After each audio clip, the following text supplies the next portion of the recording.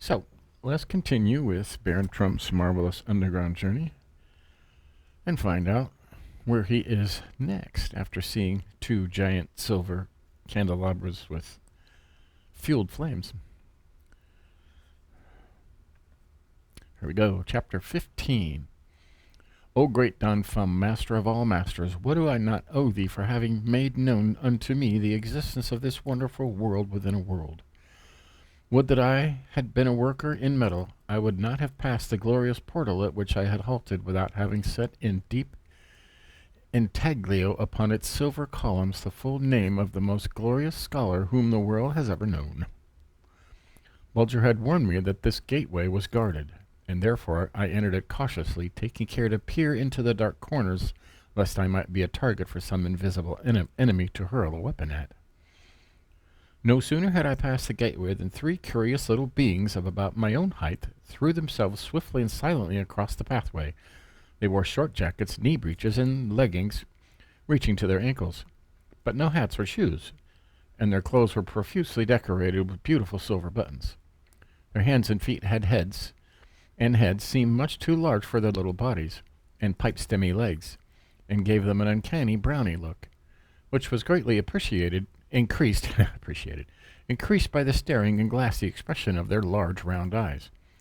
When I first caught sight of them, they had hold of hands, but now they stood each with his pair out toward Bulger and me, waving them strangely in the air and agitating their long fingers as if they were endeavoring to set a spell upon us.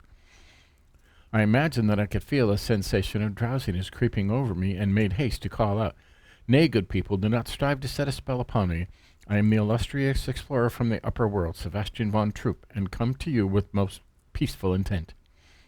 But they paid no heed to my words, merely advancing a few inches, and with outstretched hands continued to beat and claw the air, pausing only to signal to each other by touching each other's hands or different parts of each other's bodies. I was deeply perplexed by their actions, and I took a step or two when instantly they fell back to the same distance.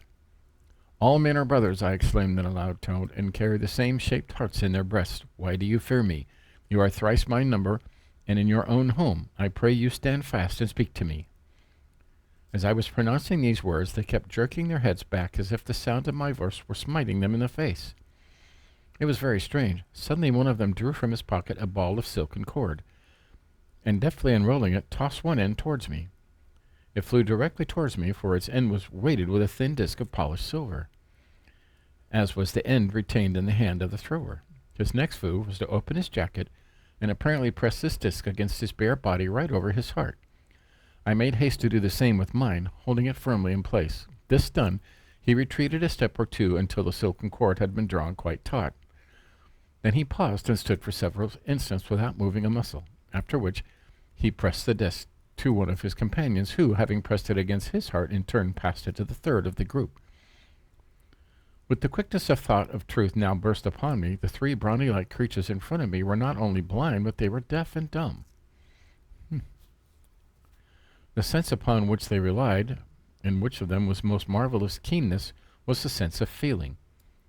The strange motions of their hands and fingers, so much like the beating of waving of insects' feelers, were simply to intercept and measure the vibrations of the air set in motion by the movements of my body. Their large round eyes, too, had but the sense of feeling, but so wondrously acute was it that it was almost like the power of sight, enabling them by vibration of the air upon the balls to tell exactly how near a moving object is to them. Their purpose in throwing the silken cord and silver disc to me was by measure the beating of my heart, and comparing it with their own to determine whether I was human like them. Judge of my astonishment, dear friends, upon seeing one of their number point to the silver disc, and, by means of sign language, give me to understand that they wanted to feel the heart of the living creature in my company. Stooping down, I hastened to gratify their curiosity by applying it over dear Bulger's heart. At once there was an expression of most comical amazement depicted on their faces as they passed the disc from one another and pressed it against different parts of their bodies, now against their breasts, now against their cheeks, and even against their closed eyelids. Of course I knew that their amazement proceeded from the rapid beating of Bulger's heart, and I enjoyed their childlike surprise very much. All expression of fear now vanished from their faces, and I was delighted with the look of sweet temper and good humor that played about their features, now wreathed in smiles.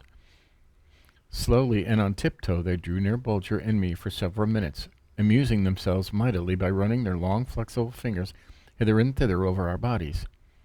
It did not take them long to discover that I was, to all intents and purposes, a creature of their own kind. But not so with Bulger. Their round faces seemed unlined with wonder as they made themselves acquainted with his, to them, strange build. And ever and anon they felt him over. Would they pause, and in lightning-like motions of their fingers of each other, hands and arms and faces, exchange thoughts as to the wonderful being which had entered the portal of their city. No doubt you are dying of impatience, dear friends, to be told something more definite concerning these strange people among whom I had fallen. Well, now then, that their existence had been darkly hinted at the manuscript of the great master Don Fum. I say darkly hinted at, for you must bear in mind that Don Fum never visited this world within a world, that his wonderful wisdom enabled him to reason it all out without seeing it, just as the great naturalists of our day, upon finding a single tooth belonging to some gigantic creature which lived thousands of years ago, are able to draw complete pictures of him. Well, these curious beings whose city Bulger and I had entered are called by two different names. In Don Fum's wonderful book, and in some places he speaks to them as Pseudopsies, or make-believe eyes, and in others as the Formifolk, or ant people. Either name was most appropriate, their large, round, clear eyes being really make-believe ones, for as I have told you, they had absolutely no sense of sight, while on the other hand, the fact that they were deaf, dumb, and blind and lived in underground homes made them well entitled to the name of ant people. In a few moments the three Pseudopsies had succeeded in teaching me the main principles of their pressure language, so that I was to their great delight enabled to answer a number of their questions. But think not, dear friends, that these very wise and active little folks, skilled in so many arts, have no other language than one consisting of pressures of different degree, made by their fingertips upon each other's bodies. They had a most beautiful language, so rich that they were able to express the most difficult thoughts, to give utterance to the most varied emotions, in short, a language quite equal to ours in all respects save one. It contained absolutely no word that could give them the faintest notion of what color was. This is not to be wondered at, for they themselves neither had nor could have even the faintest conception of what I meant by color, so that when I attempted to make them understand that our stars were bright points in the sky, they asked me if they would prick my finger if I would press upon one of them. But you doubtless are anxious to know how the Formifolk can possibly make use of any other language than that of pressures. Well, I will tell you. Every Pseudopsy carried at his girdle a little blank book, if I may so term it, the covers of it being thin silver plates variously carved and chased as the owner's taste may prompt. The leaves of this book also consist of thin sheets of silver, not much thicker than our tinfoil. Also fastened to his girdle by his silken cord hangings, a silver pen, or rather a stylus. Now, when a Pseudopsy wishes to say something to one of his people, something too difficult to express by pressures of fingertips, he simply turns over a leaf of the silver against the inside of either cover, both of which are slightly padded, and taking up his stylus proceeds to write it out what he wishes to say. And this done, he deftly tears the leaf out and hands it to his companion, who, taking it in and turning it over, runs the wonderfully sensitive tips of his fingers over the raised writing and reads it with the greatest ease. Only, of course, he reads from right to left instead of left to right, as it was written. So hereafter, when I repeat my conversations with Formifolk, you will understand how they are conducted.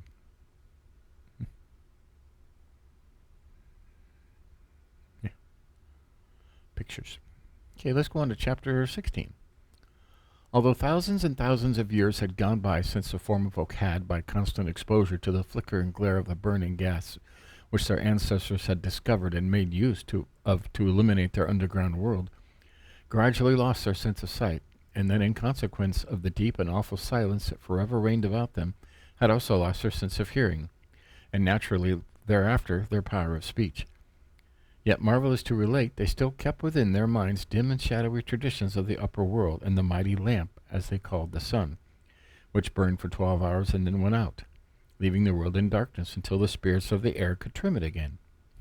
And strange to say, many of the unreal things of the upper world had been by the workings of their minds transformed into realities, while their realities had become the merest cobwebs of the brain. For instance, the shadows cast by our bodies in the sunlight and forever following at our heels, they had come to think were actual creatures, or doubles, so to speak, and that on account of these dancing specters, as they called them, which dogged our footsteps for our life long, sitting like Marjories at our feasts, it was utterly impossible for the people of the upper world to be entirely happy as they were, and it occurred to them at once that I must have such a double following at my heels. So several times they suddenly joined hands and forming a circle about me gradually closed up with intent to lay hold of the dancing spectre. This they did too after I had assured them that what they had in mind was the mere shadow cast by a person walking in the light. But as they had absolutely no idea of the nature of light, I only had my trouble for my pains. Nor did they give over making every now and then the most frantic and laughable efforts to catch the little dancing gentleman who, as they were bound to think, was quietly trudging along at my heels, but who, so they informed me, was far quicker than his motions than any escaping water or falling object. Finally, they held one of their silent but very excited powwows, during which the thousand lightning-like pressures and tappings which they made upon each other's bodies gave the spectator the idea that they were three deaf and dumb schoolboys engaged in a scrimmage over a bag of marbles. And then they informed me that they had resolved to permit Bulger and me to enter their city, provided I would give them the word of a nobleman that I would restrain my nimble-footed double from doing them any harm.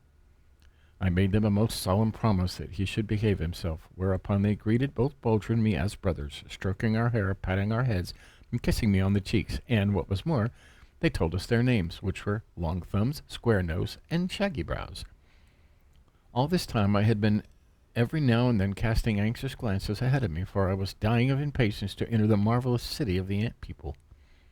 I say marvelous, dear friends, for though many had been the wonderful things I had seen in my lifetime in the faraway corners of the upper world, yet here was a sight which, as it gradually unfolded itself before my eyes, shackled my very heart and caused me to grasp for breath.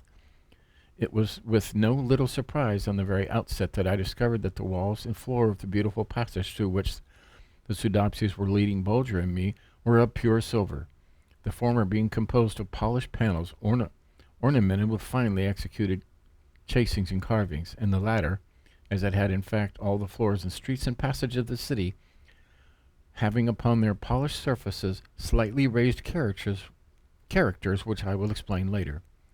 But as one passage opened into another, and then four or more, all centered in a vast circular chamber which we traversed with our three silent guides, only to enter chambers and corridors of greater size and beauty, all brilliantly lighted by rows of the same glorious candelabra upholding clusters of tongues of flame.